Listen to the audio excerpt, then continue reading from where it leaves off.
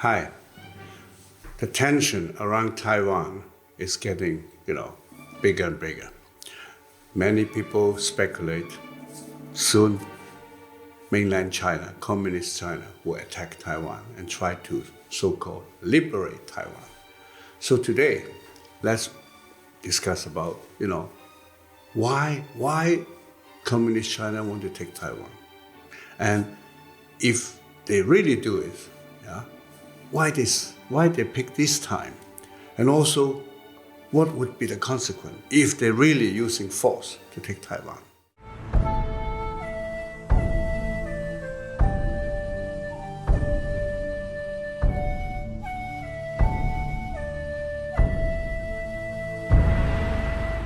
Many China experts were saying, and many national security advisors, including American former national security advisor, was saying that was warning that in year 2022, communist China will use military force to take Taiwan.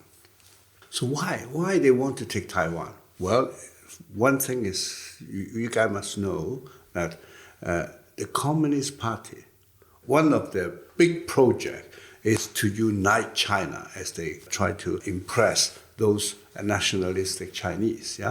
And Taiwan is not under their control. And they want to make sure that Taiwan, as the, so to say, the last part of Chinese territory, to be under their control.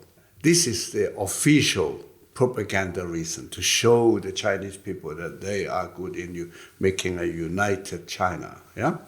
But the real reason is actually Taiwan has always been a kind of a piece of sand in their eye, because Taiwan is a functioning democracy. In Taiwan, people have much more freedom, human rights, and rule of law and democracy than in mainland China. And they are all Chinese. So the communists, for example, cannot cheat the world that easy by saying that, we Chinese, we don't need democracy, and democracy is nothing for Chinese people. They cannot do it.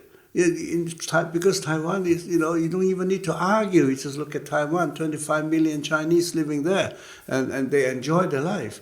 This is actually the real reason. They want to get rid of that, And the similar reason is for Hong Kong. In Hong Kong, although you didn't have a full democracy, but Hong Kong people have much more freedom, or had much more freedom and human rights and rule of law than Chinese people in mainland. And this is a piece of sand in the other eye of the CCP, the Chinese Communist Party. So they want to get rid of that. And Taiwan is not as easy as Hong Kong, because Taiwan is bigger, Taiwan has their own army, Taiwan has their own air force, actually one of the world's most modern and powerful air force, while Hong Kong has nothing. So, and that the Communist Party, they only understand the language of power. So Hong Kong have no military power, it's easy. So they started with that first. Of course, they don't want to kill people unnecessarily.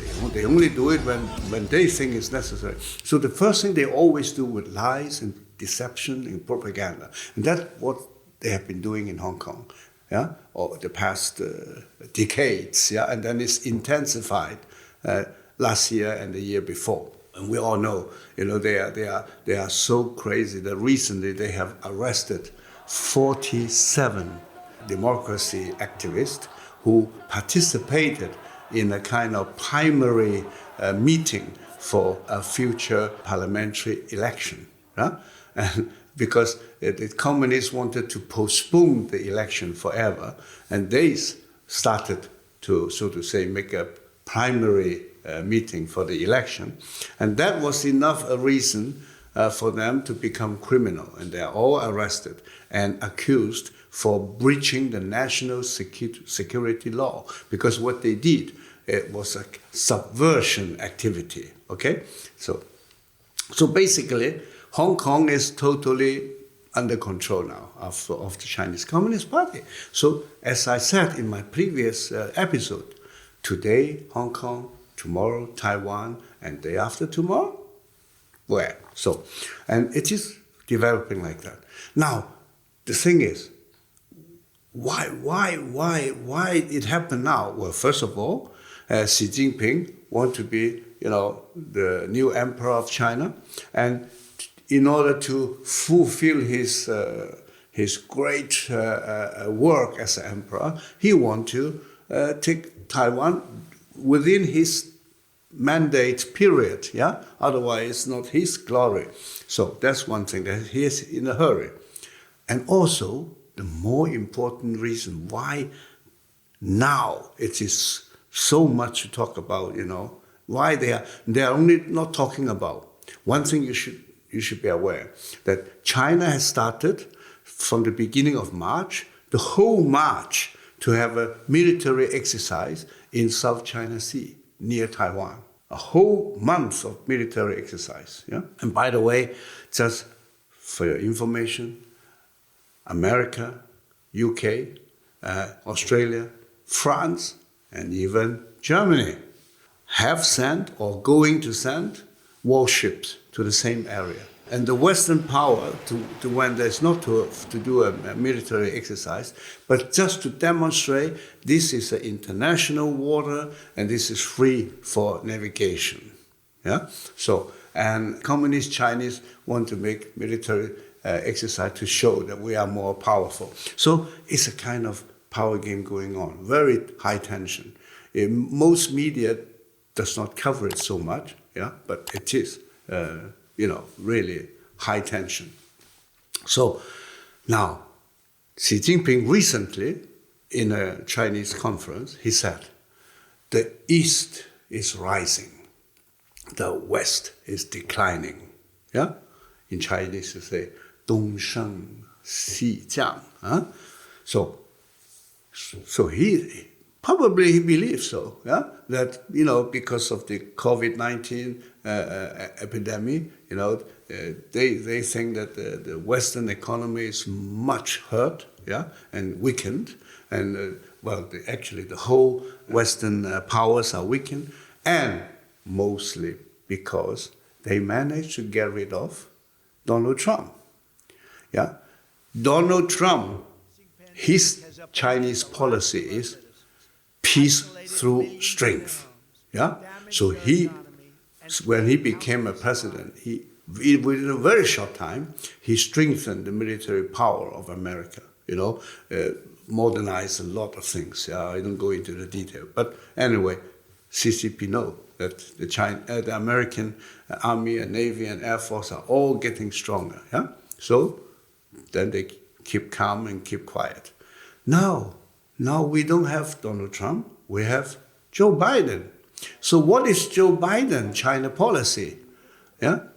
Trump say peace through strength, because he understand with those gangster regime, you cannot have peace without strength. Yeah?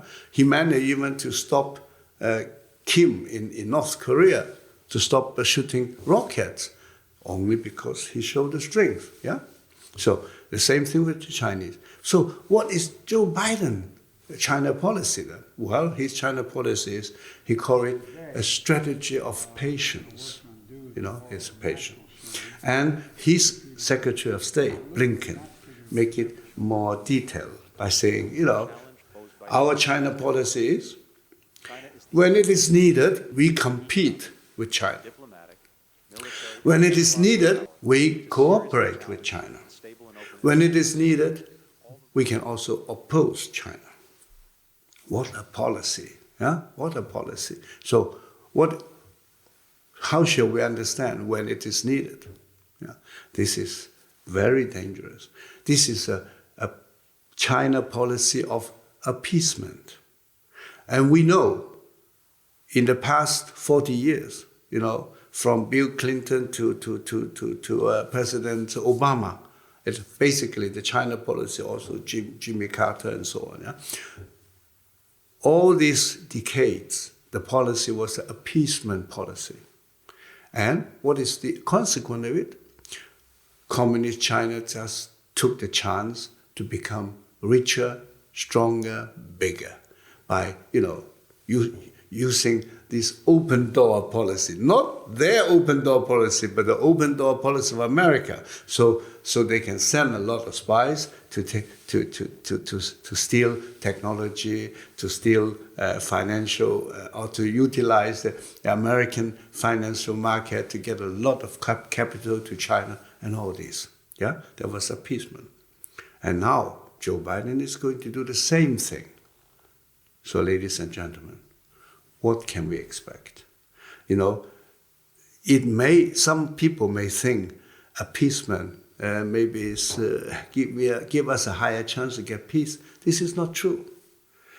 I must say it was great that Mike Pompeo in CPAC, the most important conservative conference in U.S. He was saying, when he make a review on the 4 years Trump period, he was saying, we're told that you can't sanction the Ayatollah in Iran, and you can't stop sending pallets of gas to the leadership. There'll be a war. Well, we did, and there wasn't a war. We were told you can't move the United States Embassy in Israel to Jerusalem. There'll be a war. Well, we did, and there was not a war.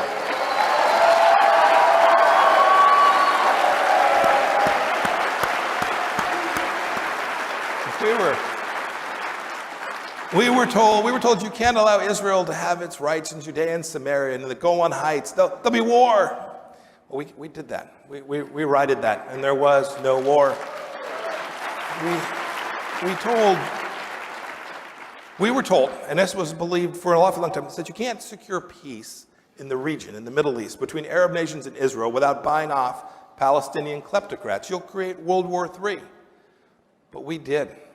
The Abraham Accords forged a real peace in the Middle East. And so on. And he also mentioned China. We started putting high tariff on Chinese goods. Some people warn us it may become a war. And we did it, there was no war. So it's a fact. During 4 years of Trump period, Trump administration had a lot of tough decision, but no more war than before. Actually, he never started any new war compared to many other presidents during that period. They started a new war. So it's a fact, and this is why the military of America, they like Donald Trump, because they may not be afraid to die, but they don't want to die either. So during the period of Trump, actually, very few American military died, and it was much more peace, and he had a much tougher policy against China and many other criminal regions in the world. So don't return to appeasement. This is dangerous. Peace through strings is probably more true. Thank you for today. Bye-bye, and don't forget to subscribe and click like and support us through Patreon or PayPal. See you next time.